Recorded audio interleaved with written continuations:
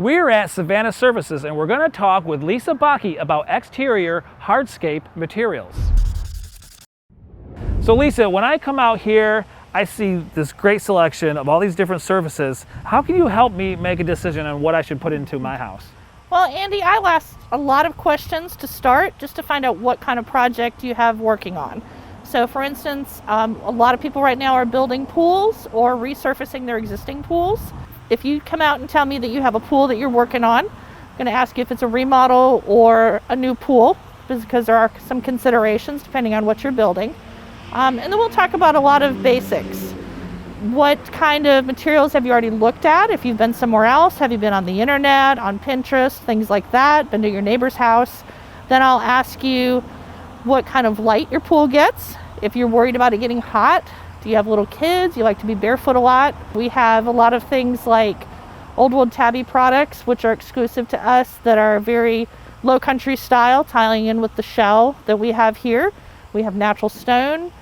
I'll ask how long your project is in the works for, when you plan to install or have your installer put it in. And then I'll also ask you if you have a budget in mind, because we do have a lot of options. And we do have a lot of other materials, believe it or not, even from what you see here installed. This is just a sampling of it. It's a lot of the really popular items. And then we do a tour. We walk around, we see what you like, what you don't like. A lot of people slip their shoes off and see how hot that material is underneath their feet in the bright sun, or how it feels. And we encourage people to really experience the material. Yeah, because you mentioned things that I never even thought of. For instance, I like to be barefoot around my pool, so I don't want to cook my feet on this beautiful southern sun, right?